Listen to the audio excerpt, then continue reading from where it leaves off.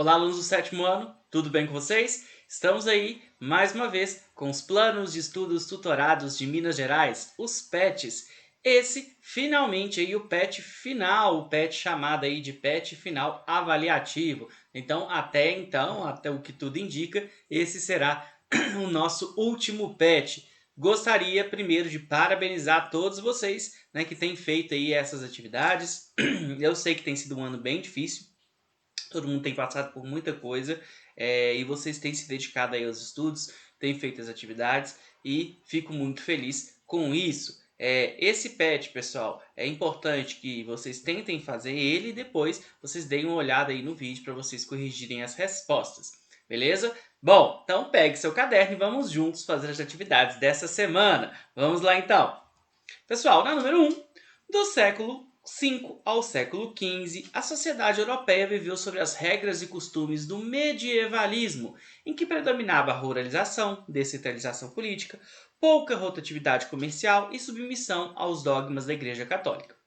A crise do século XIV, com doenças, guerras, rebeliões e mortes, prepararam a sociedade para o rompimento com a era medieval e adentramento numa fase chamada de Idade Moderna. Compare as sociedades da era medieval com a era moderna e aponte as diferenças resultantes dessa passagem nos campos político, social, econômico, cultural e religioso. Sugestão para facilitar a resposta a essa questão.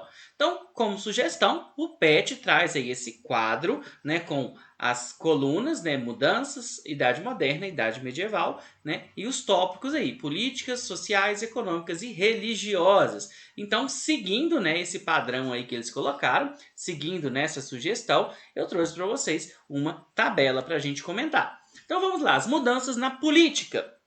Na Idade Moderna, pessoal, a gente vai ter o poder centralizado aí na mão do monarca, né, dos reis.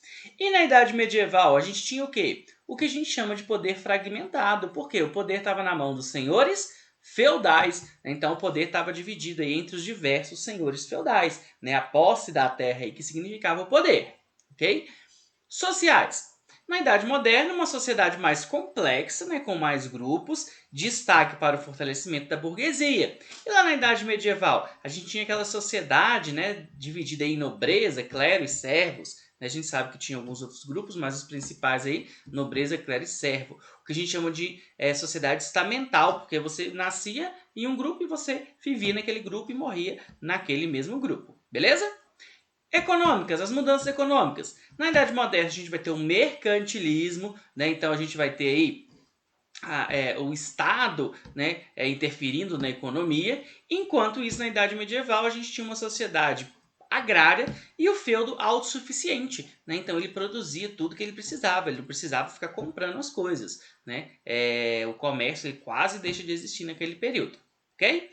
E religiosas. Na Idade Moderna a gente vai ter o que a gente chama de reforma protestante, né? Então o surgimento de novas religiões cristãs, né? A gente viu lá começando lá com Lutero, luteranismo, calvinismo, anglicanismo. Enquanto isso, na Idade Medieval, né, na Idade Média, a gente tinha o poder da Igreja Católica, ok? Então essas aí as mudanças que ocorreram, né, em diversos aspectos aí, beleza? Vamos para a próxima. A transformação das formas de governo das nações europeias na Idade Moderna centralizou o poder na figura de um soberano absolutista, associado à necessidade crescente de acumular ouro e prata para suprir a demanda de uma sociedade comercial cada vez mais poderosa.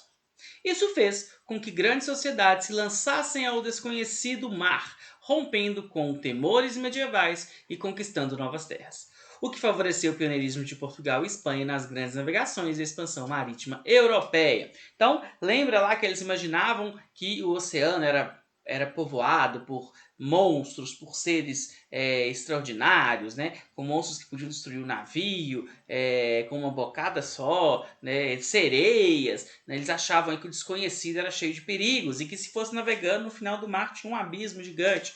E eles tiveram que vencer esse medo, né? E aí começar as navegações. Os principais países que começaram as navegações, Portugal e Espanha. Destaque para Portugal, né? E o que explica aí esse pioneirismo, né? Eles seriam os primeiros. Vamos lá. Uma monarquia consolidada, né? Então, ter uma monarquia consolidada significa que você tem um rei, você tem um governo que consegue investir nas grandes navegações. A escola de Sagres, que vai ser uma escola de Portugal que vai desenvolver novos equipamentos, novas técnicas de navegação. Interesse da sociedade na expansão do comércio, né? Então outros fatores aí vão investir, né? Não só o governo, mas a sociedade também. Investimento estrangeiro e também a posição geográfica, né? Portugal e Espanha estão numa posição geográfica que facilitou aí essa ida ao desconhecido, ao mar desconhecido. Beleza? Vamos para a próxima. Número 3. Cite e explique as funções de cada grupo social na sociedade colonial da América Espanhola. Então, a gente está falando aí da América que foi conquistada, né, que foi dominada pela Espanha. Quem fazia parte dessa sociedade? Os chapetones. Eram a elite colonial, controlavam a colônia e ocupavam altos cargos administrativos. Quem que eram eles? Eram aqueles que vinham, né, lá da Espanha para a América. E os crioulos? Lembrando aí, crioulos com 2 L's. Vinham logo abaixo, eram os filhos dos espanhóis nascidos na colônia e integravam a nobreza, sendo ainda grandes latifundiários. Então eles tinham poder, principalmente local, e tinham também o poder econômico. Né? Os chapetones ocupavam os cargos administrativos mais altos, mas logo abaixo deles você tinha os crioulos. Os mestiços, artesãos, pequenos comerciantes e assalariados. Né? Então eles estavam aí, os mestiços, né? Aqueles que eram filhos de espanhóis com índias, com escravas, né? Então eles aí ocupavam lugar de artesão, pequenos comerciantes, né? Assalariados, que recebiam salário.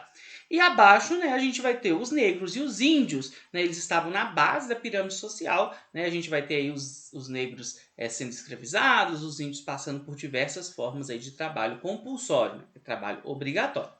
Lembrando também, pessoal, que essa são as características da sociedade da América Espanhola, não é da América Portuguesa, que faz parte do Brasil, ok? Vamos para a próxima.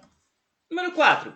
Considerando a primeira metade do século XVI, iremos perceber que Portugal passa a se preocupar efetivamente com sua colônia americana somente a partir de 1530, e culminando com a chegada do primeiro governador-geral em 1549.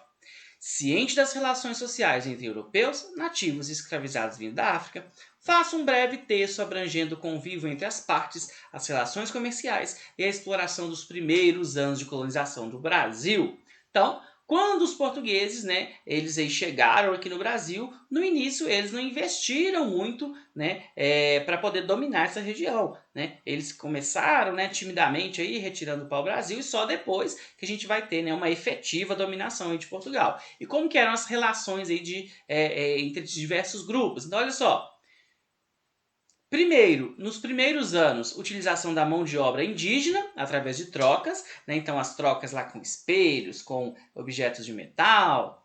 Depois, escravização dos índios e depois escolha pelo tráfico de escravos africanos, que se demonstrou uma atividade muito lucrativa. Então, né, buscando aí o lucro, buscando aí cada vez ganhar mais dinheiro, eles vão buscar os escravos lá no continente africano, ok? Vamos para a próxima. Na número 5. Explique quais eram os objetivos dos colonos portugueses quando adentraram o interior do Brasil em busca das missões jesuíticas. Por que a preferência pelos indígenas das missões? Qual era o papel dos bandeirantes, das bandeiras e monções para a ocupação do interior do Brasil? Então, a gente já viu, né, essa tentativa de escravizar os índios. E onde que os portugueses, né, onde que eles gostavam de capturar esses índios? Nas missões jesuíticas. Lembra que as missões, pessoal, eram os acampamentos em que os jesuítas, né, que eram aqueles padres, levavam os índios e catequizavam os índios, ensinavam ele o idioma e os índios lá também trabalhavam. Então, olha só. Nas missões eram encontrados muitos índios e eles já estavam mais acostumados com a língua e costumes portugueses, além de estarem mais acostumados com o trabalho. Então, aí por isso que eles preferiam pegar e, né, capturar os índios de dentro das missões. E as bandeiras e as moções, quais a importância delas? As bandeiras ajudaram na interiorização do território, conquista do interior e descoberta de metais preciosos. O que é interiorização do território, pessoal? E cada vez mais para o interior. Né? Então aí vão ser os bandeirantes que vão fazer isso, ok? Vamos para a próxima. Explique as formas de resistência praticadas pelos escravizados contra o sistema no Brasil colônia. Então a gente viu aí diversas formas de resistência, eu trouxe algumas para vocês. Fugas e formação de quilombos, né? Então os escravos fugiam, às vezes sozinhos, às vezes em grupos, né? Às vezes eles formavam os quilombos, que eram essas comunidades, né? Em que eles se reuniam aí, ok? Violência contra os senhores, né? Então assassinatos, às vezes violência também contra, né, os capitães do mato, os feitores.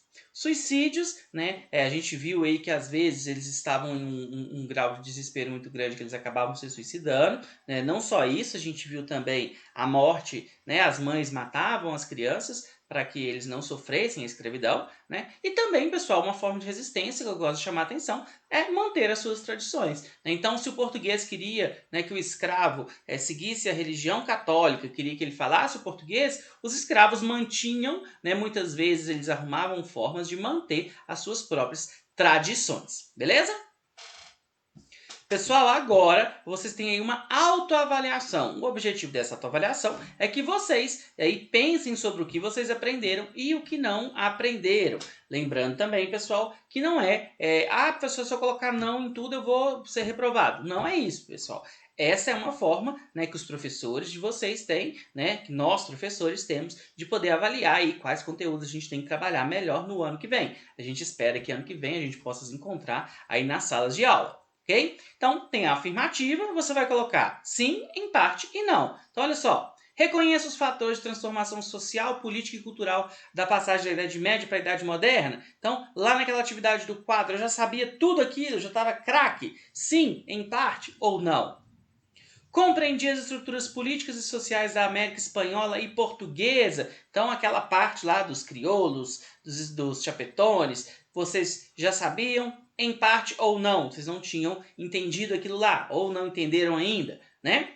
Identifica os fatores que levaram ao processo de interiorização do Brasil. Então, a parte que fala lá das missões, a parte que fala do desbravamento aí do interior do Brasil, né, dos bandeirantes. E compreendi o processo de escravização de seres humanos no Brasil colônia. Né? Então, você vai marcar aí se você entendeu sim, né, tudo, em parte ou não. Beleza?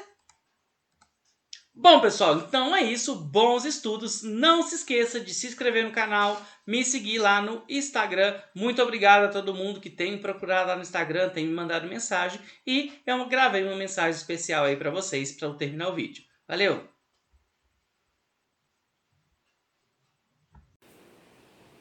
Bom, pessoal, esse vídeo aí eu vou terminar de uma forma diferente, né? Até mudei o cenário aqui. Queria desejar a todos vocês um Feliz Natal, um ótimo Ano Novo. Se cuidem, a gente ainda está numa pandemia, então é importante que a gente se cuide, cuide do próximo também. Mas que vocês tenham, junto com a família de vocês, com as pessoas que são próximas de vocês, um ótimo Natal.